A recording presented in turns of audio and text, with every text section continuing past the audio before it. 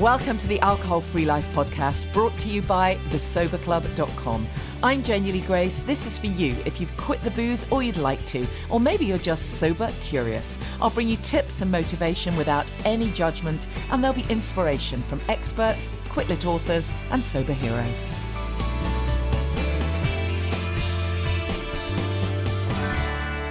How you doing? It's Janey Grace for the Alcohol Free Life podcast from the Sober Club, and I hope you've had a good week. I've actually managed to have a few days off. It was lovely, actually, and all that weather, terrible weather that everyone said we were going to have, it wasn't too bad at all. Well, not where I was. It was all right. That's the thing, isn't it? Weather forecasts. What are they like? They get everything wrong. Anyway, I had a really nice week, and just kind of, staycation stuff. nothing too wildly exciting. Talking about being by the sea, our Sober by the Sea days, we've got another new date added. So if you can't make the two dates that we already have, which I think, let me think, what are they now? Saturday, 21st of August. We have one on Saturday, the 4th of September, and we've just put a new date in as well for the 25th of September. So make sure you message me or drop me an email if you're interested in that. If you want to look at all the details, you just go to thesoberclub.com and click on events for those one-day retreats, visioning the new you. We had great fun on the last one. It's really about it's about connecting really with like-minded people. They're very small, and you get to really get a sense of what self-care is going to look like for you, as you step into your new identity. And it doesn't matter if you are not sober yet, or even if you've been sober years, makes no difference really, because we focus on, as my guest last week said, we focus on creating the life you love without the booze.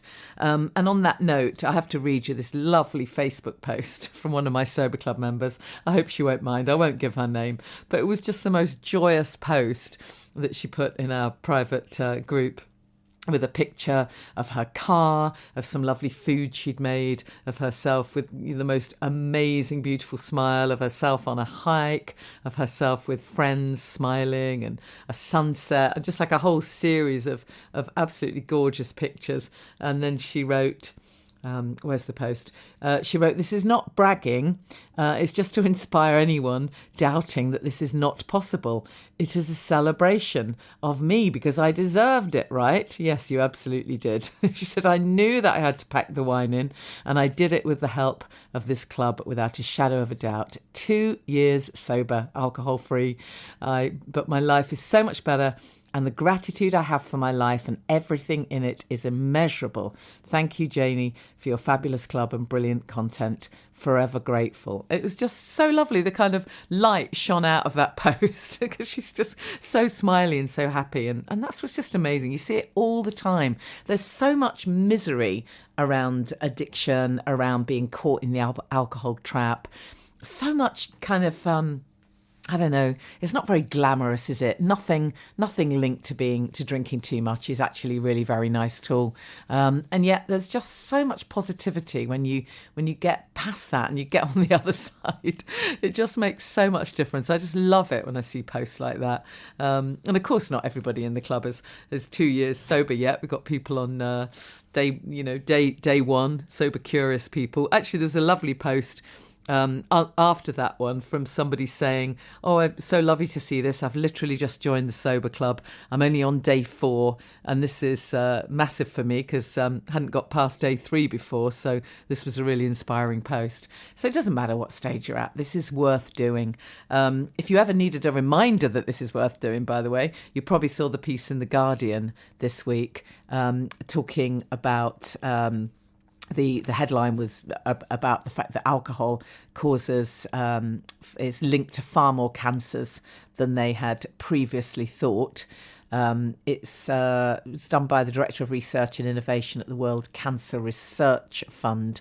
Apparently, they funded the research, and they're talking about alcohol and coffee. Interestingly enough, coffee is meant to have a protective effect on the liver.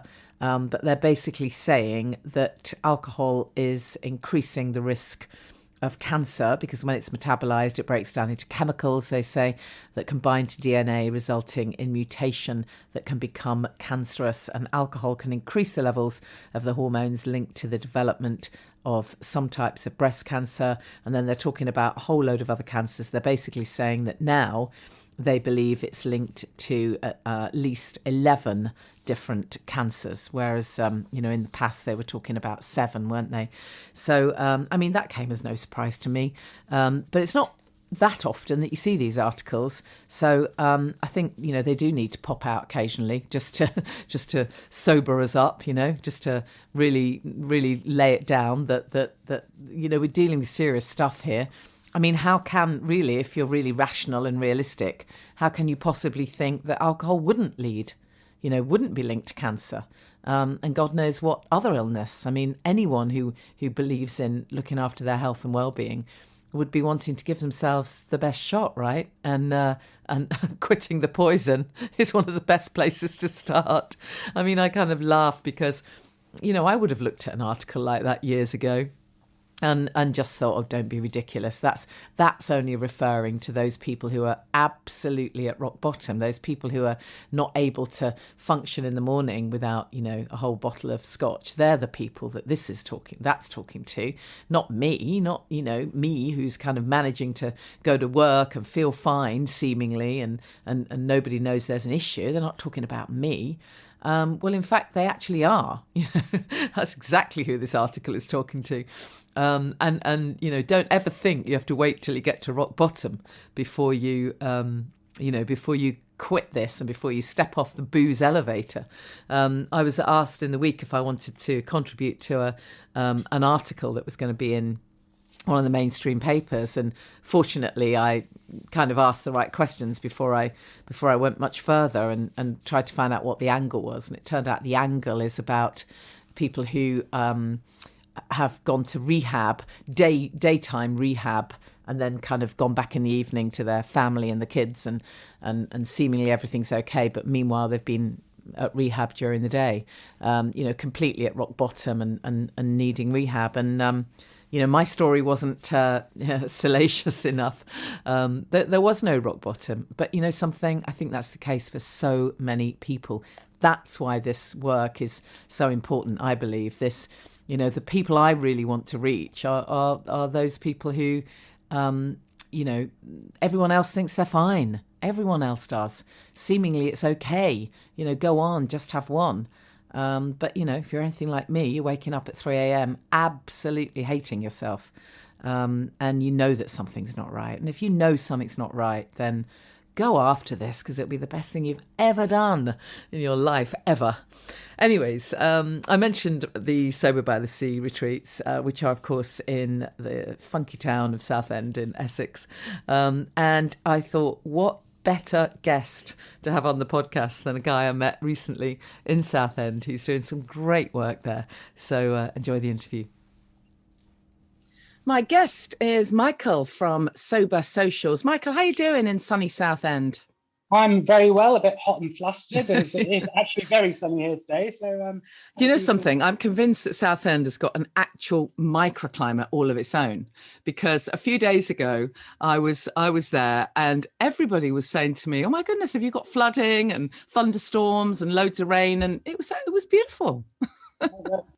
Warmest, driest part of the UK. Sunny Southend for a reason. So, Michael, we met when you reached out because you'd seen that I was hosting my Sober by the Sea events, and so I was really fascinated to find out about the work that you're doing with your Sober Socials, starting off with some events in Southend. But before we get into that, I'd just love to hear a bit about your story. So take me back and tell us a bit about what was going on for you some years back. Well, I think it's probably a familiar story to a lot of people, probably more than who would admit it. I started drinking. I didn't when I was 18. I got a bar job and people would buy you a drink for the end of your shift. I'd have those. And I remember the first time I actually felt that it was affecting me in some way was I'd had a couple of days where I wasn't working and I was really itching to have a drink. And I think it started off as something that I do socially. I used to love going out the weekend with friends, but then it became more than just a social drink, and I'd start drinking during the week. And I suppose, I mean, I'm nearly 40 now, and about 10 years ago, I think, is when my relationship with alcohol first turned a bit sour. I'd lost my best friend, and I started drinking to sort of console myself. And that was the first time I started really drinking on my own, sort of not in company. And I'd start drinking on the sofa at home, rather than binge drinking when I went out. And since then, it really mounted up to the point where actually I was drinking on my own most times, and most days of the week. And I'd stopped going out because I had started having accidents sometimes when I went out. I might hurt myself and not know how I'd done it, or I'd embarrass myself. And so I made what I thought was a very sensible choice at the time. The issue clearly wasn't the alcohol. It was the injuring myself or embarrassing myself. So instead of not drinking, I decided I would just stop going out, and I would drink at home. So Right. I wouldn't have to worry about getting home or injuring myself, because I was already at home, and I'd save money. So that's in my mind at the time seemed like a very good idea. But what that resulted in was that I was drinking alone on my own, and it really affected my mental health. So I was getting depressed because I wasn't seeing people. And then on the occasions when I did go out, I'd invariably hurt myself or embarrass myself. And I decided I need to take action. I mean, you can get away with that sort of thing maybe when you're 18 and experimenting with drinking, but when you're sort of in your mid-30s, it's not so cute anymore, is it? Yeah. And It's interesting, just to interrupt there though for a minute, what you've just described is, I'm guessing, I mean, obviously this was a few years ago for you, but I'm guessing that exact experience is what a lot of people have been going through over COVID, because when we were in lockdown, I'm guessing that was the reality for an awful lot of people. I think it was. And actually, I'd been making, I suppose, a half-hearted attempt to stop drinking. Probably about 5 years ago, I first started, and I sought out local services that were available. I've tried AA, and then services provided by the council here in Southend. And I went along to some of the meetings every now and then, and but wasn't making a huge amount of success because I wasn't really applying myself. I wasn't doing my homework. And I always told myself, oh, well, relapse is part of recovery. I can start again next week. It's a bit like that diet that starts next week that ends up starting, well, never starting. So I'd always put it off, and was very forgiving with myself every time I went out and lapsed. So it was actually just before lockdown that I made a really firm, concerted effort to stop drinking. I think lockdown started on the 23rd of March last year, and I stopped drinking about 10 days before that. And I'm really glad I did at that point. I'm living on my own, and I was dreading lockdown because I do crave human contact. Yeah. I decided to go and move in with my parents for lockdown. My dad's not very good at entertaining himself, and he'd have been driving my mum up the wall. So she was very grateful that I could distract him. And also I knew that I wouldn't drink in their house. I had that respect for my parents that I wouldn't do that to them. And all these meetings and things I'd been to that I thought had gone in one ear and come out the other, when I actually was beginning to try and stop and making that concerted effort, I found that I hadn't just gone out the other ear. It's stored in there, and I could hear things that had been said to me, and little tools and things that you're taught. They'd actually stuck with me, and they started making real sense. When I was going sober on my own, those services weren't available to me anymore. I couldn't go to any meetings online or physically, but I had remembered enough, and you've got the Academy of Google as well for reminding you of these things, and that's when I had my first real success at ditching the booze. I say giving up sometimes, but that sounds like a sacrifice. Yeah, I don't allow anyone to say giving up. It's always ditching the booze. Yeah. Because it hasn't been a sacrifice. No, At the exactly. time, I felt bereft. In a way, it was a bit like grieving someone. Alcohol had been Well, it's probably been your longest relationship in a funny sort of way. Alcohol had been a steadfast companion through thick and thin. You know, if I wanted to celebrate something, well, here's my bottle of booze to celebrate. If I was feeling down, well, here's my medicine that will block it all out. There was no occasion where alcohol didn't seem an appropriate companion. And I suppose it's been one of my longest relationships. Exactly, but I do compare it to an abusive relationship, though. Yeah. There are so many parallels. I mean, unfortunately, I have been in an abusive relationship before, and that didn't really help with the drinking as well. That's another reason. You can always find a reason to drink if you want to drink, but that it did sort of block out some of the feelings and things that I didn't want to be going through. But I find quite a few parallels. So first of all, my relationship with alcohol was wonderful. We had some great times together. You know, we'd go on holiday together. We'd celebrate and commiserate together. And as time went on, though, the alcohol became a bit more possessive. It didn't want me to have other friends. It didn't want me to go out. It left me sort of trying to hide dark eyes and bruises because I was embarrassed and didn't want to have to explain where they'd come from. And until the end, when I realized that all I had left in my life was alcohol, and I was actually scared of losing it. It was an abusive relationship, but I thought, if I lose alcohol now, I've got no one and nothing. And it's just, I was completely lacking that foresight of what I would gain by ditching that relationship. And I mean, at first it was really tough. I'm not going to lie. It was, there's a lot of work that you have to put in, because it's not just stopping drinking. People think, well, why can't you stop drinking? How hard can it? I remember my dad saying before, how hard can it be not to do something? No, exactly. I know. And if you're someone who has an off switch and this has never been a thing for you, you don't understand, which is why people say to you, well, go on, you can just have one. You're not that bad, because it's not been their experience. It's been an integral part of my life for 20 years. And so actually the stopping drinking in a way was the easy part. Okay, yeah. I mean, I was physically dependent, so I had some withdrawal symptoms and sweats and shakes and things. I hadn't realized I'd become physically dependent, but I had, and so it had to be done in a controlled way. But the harder part is actually, what do you do with your time now? Because thinking back, it becomes such an integral part of my life that I was spending hours and hours every week either drinking or recovering from drinking. Yeah, no, absolutely. And now all of a sudden, there's all this time. I've got all this time, like Friday and Saturday nights.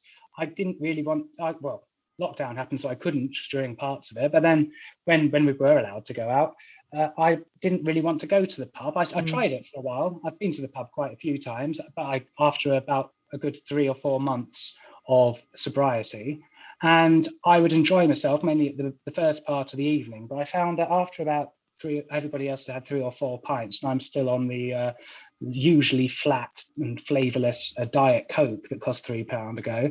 I wasn't enjoying myself so much anymore because I wasn't at the same level as them. Yeah. So at the beginning of the evening, the conversation's really flowing. After 3 or 4 points, people are talking over each other. Well, the truth is they start to get boring, in truth. Yeah, I mean, I was actually a really boring person when I was drinking. I hadn't realised it. I thought that when I drank, I was the life and soul of the party, and that brought out the best version of myself until it all went tits up and I was sort of lying on the floor embarrassing myself.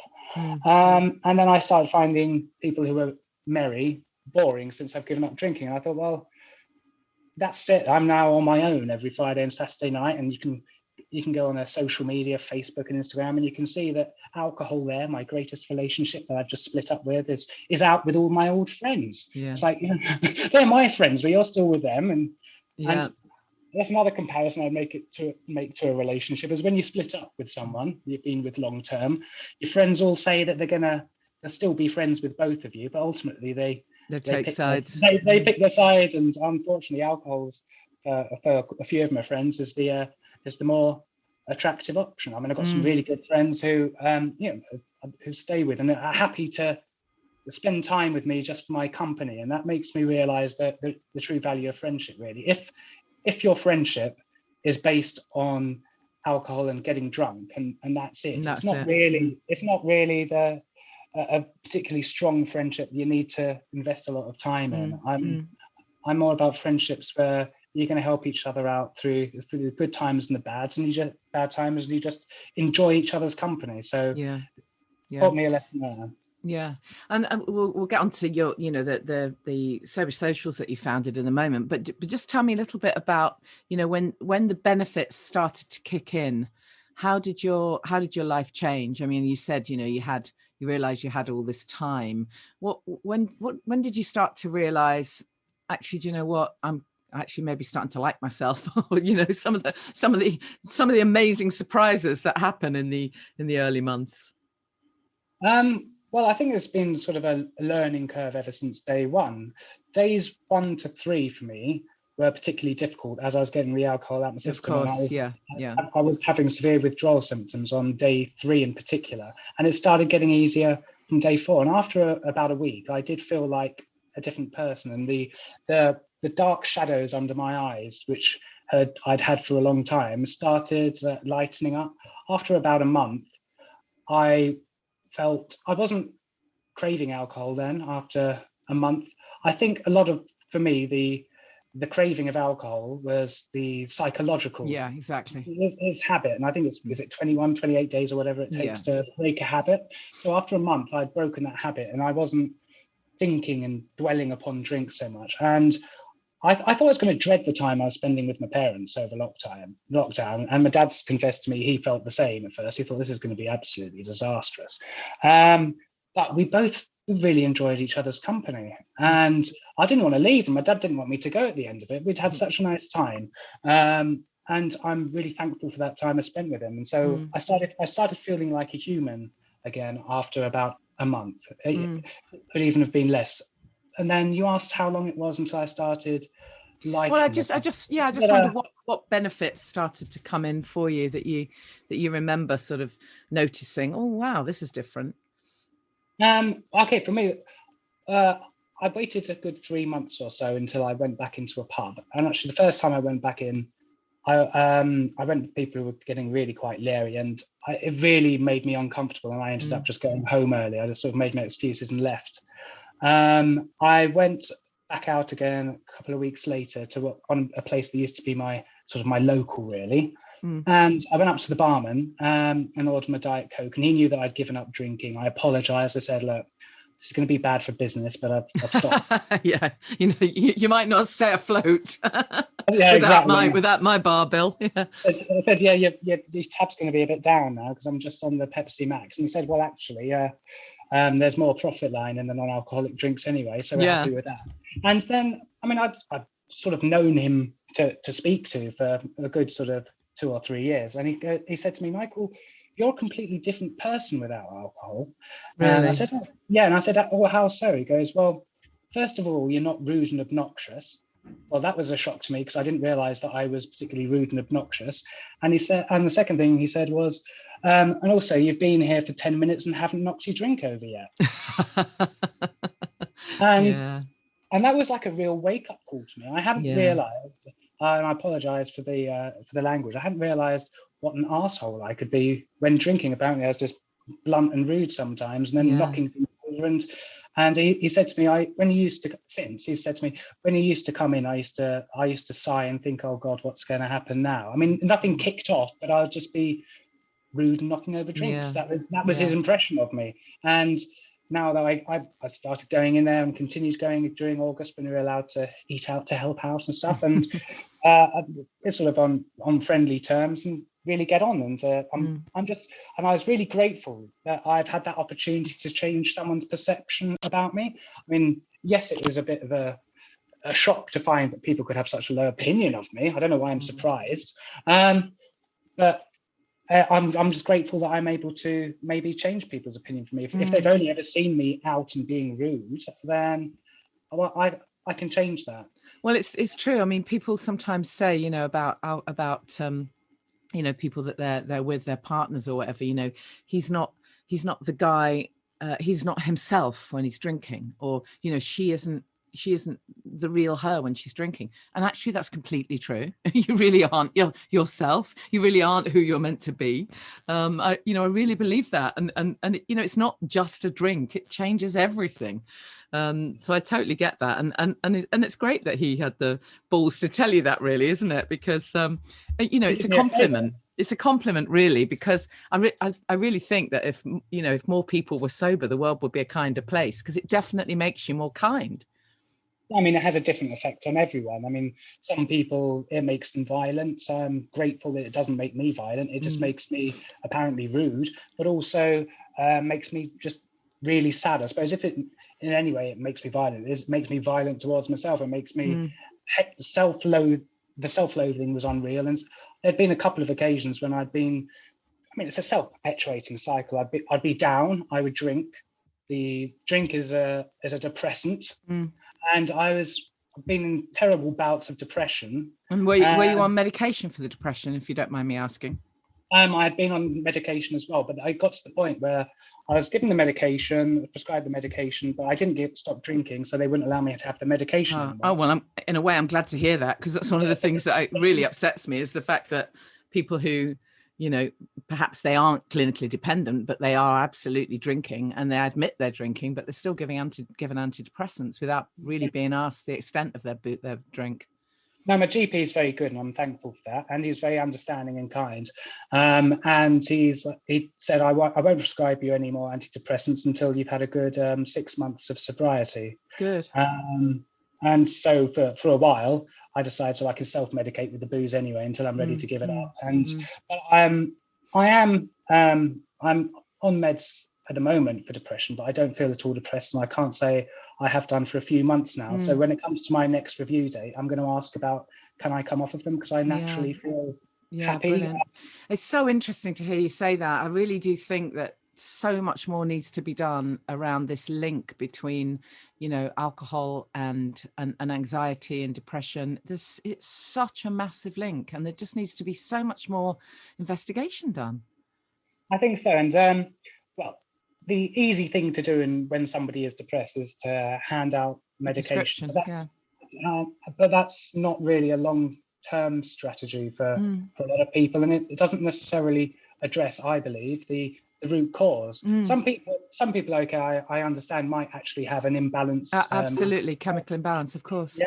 Deficiency of serotonin, and maybe that actually antidepressants helps them, and it might be a lifelong thing. And if it helps address that, then that's perfectly fine. But I think there's also a real case to be made for using activities and social activities for improving your mental health. And that's something that I know some areas of the country more than others are actually looking into more. And there's this whole program of social prescribing is a real social prescribing, definitely. Yeah, I remember hearing about that first with you probably come across that doctor's I think he's a professor actually now, Sam Etherington, or is he a sir or something? Anyway, he's he's an esteemed doctor, and he had a real massive campaign of social prescribing in I think it was Southeast London. And I saw a presentation that he gave where he showed the effect on the community. It was absolutely unbelievable. I mean, people who seemingly had no hope whatsoever, people that were just really not getting any help that they needed, didn't feel they had any place in society, were sort of rocking up to this community space. There was gardening going on. There was an amazing cafe. They were learning all kinds of skills. Lots of little businesses were coming out of it. I mean, talk about transformational, incredible, actually. So I really hope that that's happening in lots of communities. I think it's if it's not happening at the moment, I think it's something that's definitely we're going to see a surge in. And I'm fortunate enough, actually, over the last few days, I was contacted by somebody in the local NHS social prescribing team. Brilliant. They got in contact with me on LinkedIn and wanted to learn more about the events, because they thought it would be really appropriate to so many people they deal with, because actually just having social events for a lot of people would be of great benefit to them. But obviously the likes of the NHS aren't going to socially prescribe you to go to the pub. Of course. And for some people who've maybe got drink or addiction problems, that would be entirely inappropriate anyway. And for some people also, there's lots of people out there who haven't got any problems with drink, but they might have anxiety and they don't want to go. They wouldn't go into a pub because they don't want to be in an environment where people are drinking.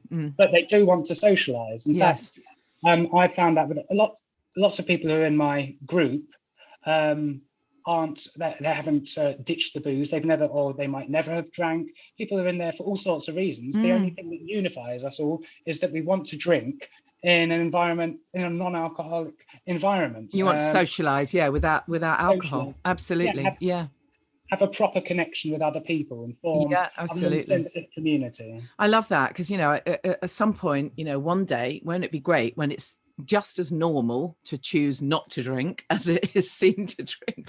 So anyways, tell us about your community interest company, I think it's going to be, isn't it? And how the idea came about and what you're going to be doing in Southend. So it all started about a month ago. I've as I mentioned, I've found it difficult really to socialize after ditching the drink. There's lots of things I used to love about going to the pub. And that was, there would always be people there that I knew. So I would, even if I was going to go out on my own, I knew that when I turned up, I would have friends there. So I didn't have to worry about if I've got anyone to go with. I liked the sense of community. I liked the quiz nights and the activities. And I just liked letting my hair down and having a laugh. And I really wanted to continue that sort of thing, but without the alcohol. And I was thinking, I love going during the day when I can. I like going to, there's a particular cafe in town where I always end up talking to people. And I thought, I wish this was open and available in the evening and I could just come along. I could have some non-alcoholic drinks, slice a cake. We could have a few laughs, talk to each other, a bit of music, maybe a bit of entertainment on certain nights. Wouldn't it be great if we could do that? And I was looking around locally and there was nothing really. And for me, it was Friday and Saturday nights in particular. I wanted to go out. I didn't really have people who wanted to go out with me and not drink. And I didn't particularly want to surround myself with people who were drinking. So I thought, you know what? I don't have to have this as my social life for the rest of my life. Why don't I see if there's other people around like me who want to go out and not get drunk on a Friday and Saturday night and just have a good time. So I posted in a local Facebook group. There's for Southend, and it's got about 20,000 members. And I explained my story that I'd stopped drinking and had found that since I'd stopped, my social life had died. And would anybody else be interested in coming along to some alcohol-free social nights? And I was thinking, oh, let's see how that post goes. And within a couple of hours, 15 people had messaged me and said that they would be willing to help, to volunteer. If I wanted to sort out an event, they'd help me get it off the ground. And I thought, well, that's fantastic. And then I kept on getting more messages and a really good response. And then got to the point where I thought, I've got to form my own Facebook group now to keep in contact with it all. So I formed that, and then within a couple of days, I'd got 200 members. I'm now up to 300. Amazing. And it was all a bit of a whirlwind then, because what started off as just one post to see if I could get a few people who want to go one evening. I've now ended up, luckily I've had a few weeks off of work. I've now ended up committing myself to weekly events on Saturday nights. Brilliant. And I've got somebody else who wants to do events on Friday nights as well at a different cafe, and those should be starting. Well, by the time this goes out, those should have started too. So, and now I'm looking at comedy nights. We've got a local comedy club who are looking at doing Yeah, that's brilliant. That's a great idea. I've got a garden party. Whilst we've got nice weather, the Mayor of Southend has kindly let us use their official residence, which is essentially a mansion with lovely gardens. Lovely. And let us use that for 4 hours for up to 60 people for a garden party. And I'm going to be inviting people to that very soon. So yeah, it has sort of got out of control a bit, but I'm really pleased about that because I have been rushing around like a blue-ass proverbial. I don't know why I said proverbial instead of fly, because that wasn't the root.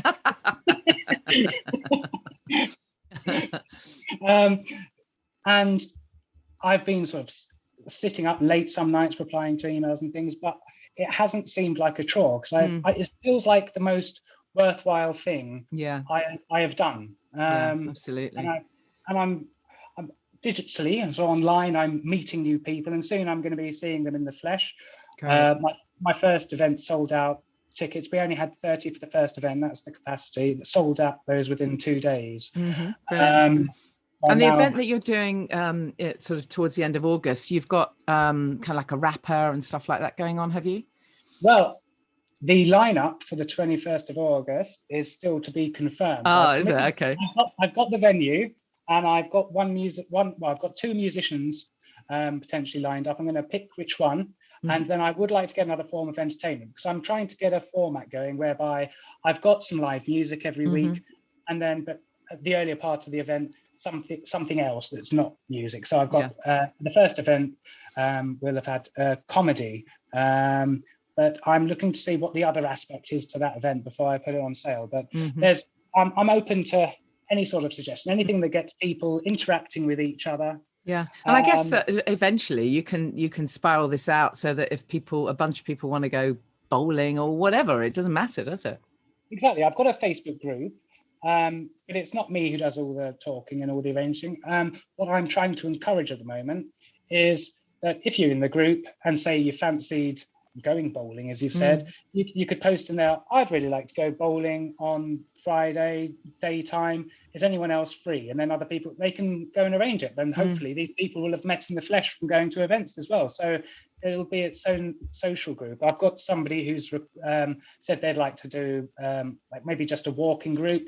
So I'm now trying to set up the first sort of walk from the cafe where we have the events and an end point, and say, well, but then I'd like somebody who just likes walking to take those on going forward, so that actually they can decide each week where they're going to start and finish, bring a picnic, and I don't have to be involved in all the administration, all the organising, because I am going to be working full time, so I can't have to make sure I don't bite off more than I can chew. Yeah, but it's a great initiative though, Michael, and I know you've got plans for the future that there's no reason why you couldn't roll this out into other towns and cities, because actually everywhere needs these sober socials, doesn't it? This, however low key, it doesn't have to be massively expensive things. It can be, just these great opportunities for people in the community who, as you say, may not have really anything in common. It might be a very diverse group, but they've got that thing in common, and that's actually enough. And I think that's what forms community, actually. Community is formed around a shared interest. Yeah. And if that shared interest is actually just socializing without alcohol, that's a great starting point, I think. That's proper socializing as well. And I've got a real mix of people in my group. So I'm quite excited to see how it all pans out, because I think my youngest is 18. I'm not accepting below 18, really. And then the oldest that I know, well, I don't know who the oldest is, but I know I've got somebody who's 70 going along. So brilliant. What I'm seeing it really as family. I don't see why people of different ages shouldn't socially mix. I mean, in a family, everybody loves having their grandparents around and the grandkids. You've got all different ages, and everybody gets on.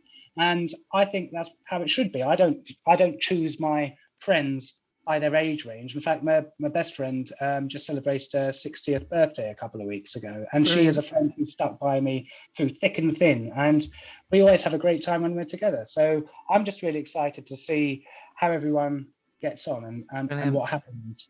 Cool. So tell us where the best place is for people to find out information then about events, if they're going to be in that area or if they want to connect with you. I suppose the best starting point would be to visit my website, which is www.sobersocials.co.uk. And from there, you can find all our social media links as well. So if you go to that website and then you're on Instagram, Twitter or Facebook, then you can find our social links as well. But I'm listing the events there, and our Facebook group, though, we have a Facebook page and a group. The Facebook group is probably where the most activity happens, and that's where it's actually fun, because people talk to each other and they tell you what they've been up to, and that's where we're building an online community. And I think that's one of the things I do like about social media. Social media gets a lot of flack, and sometimes I hate it as much as everybody else. But social media can be a wonderful tool if that online engagement can be translated into face-to-face engagement. Yeah. And a lot of the time we have all these online communities that never see each other, but I want to turn this online community into a community where people actually know each other and they have good times and good memories together and they help each other out. Absolutely. I love that. I mean, we sometimes say, don't we, well, you know, how many Facebook friends have you got? And it might be however many hundred, but actually the reality is how many of them would lend you a fiver? You know, how many are actually going to be friends? And the reality is some of them will, if you can get to meet, you know, connect further with them, as it were, and get to meet them. So I love what you're doing, and it's really fantastic. And, you know, I've come to love Southend. You know, for me, it just started off with an addiction to the sea and needing to get to the place that's closest to where I live. But you know, I love it. And I really look forward to us doing something together. I'd love to do something for you. You know, we'll do something around health and wellbeing at some point. So I really look forward to that.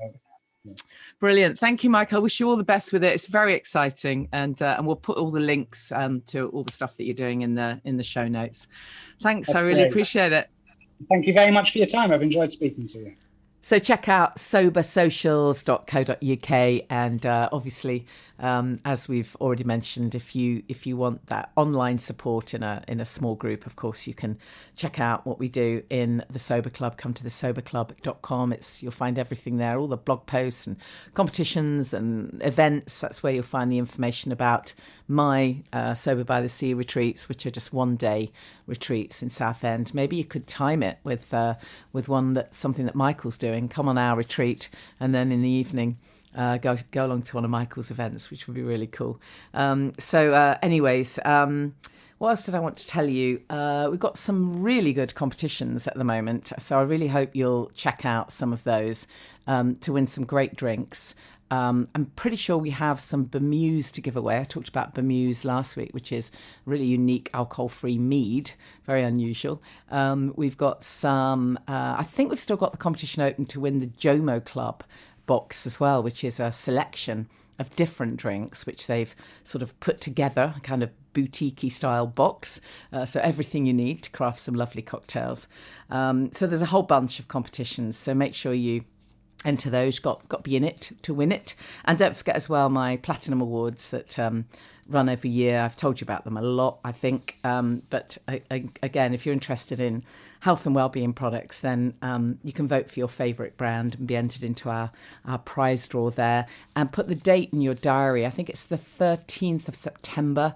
We're going to be hosting a pop-up shop, a pop-up non-toxic shop at Hello Love, which is a fabulous, fabulous charity and studio in Bloomsbury in London, where you get a chance to have a look at some of the entries, a chance to buy some of the cool natural and organic products that we're going to have on sale there, as well as all the other funky stuff that they have for that charity, for Hello Love. Don't forget. No, I didn't mean to say please forget. I meant to say please don't forget to share the podcast if you enjoyed it, and rate and review and all of that stuff. Obviously, it would be wonderful if you wanted to write a review for us or send me a testimonial, and make sure you stay in touch. If you're doing this thing, then don't do it alone. Absolutely don't do it alone. Reach out, find a community. That's what Michael did. He wanted to get social, so he got it going. He couldn't find anything, so he started it. And there's something really magical about just connecting with like-minded people. It makes such a difference. It literally makes all the difference in the world.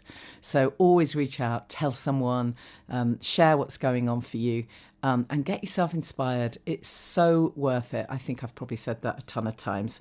The other thing that happened in our group this week was we asked people to describe how they feel in 3 words. And I wish I'd got them all in front of me. There was such a lovely, lovely selection of words. But of course, mine was the title of my book, which is Happy, Healthy, Sober. And you know what? That's what I want for you all. I really do. I'll see you same time next week. You know where to find me on all the usual social medias at at Janey Lee Grace. On Facebook, it's at Janey Lee Grace Loves. Actually, I think I've got Happy, Healthy, Sober on Facebook, haven't I? So anyways, I look forward to connecting with you soon. Don't forget, by the way, if you've got any suggestions for great podcast guests for me, particularly if you can connect me as well, that'd be amazing. Let me know. I'm really lucky that I get fantastic guests on this podcast, and it makes such a massive difference, and I'm incredibly grateful. Last week we charted in the Apple mental health chart, by the way, which is really nice. The podcast quite often pops up in there, and I'm sure it's because I've got some fantastic people willing to give up their time, willing to share their story, and of course for me, absolute labour of love, right? Have a great week. See you soon. Thank you for listening to the Alcohol Free Life podcast, brought to you by the Sober Club. Please rate and review. And if you want support, accountability and inspiration, and you want to live your best life without the booze, check out thesoberclub.com.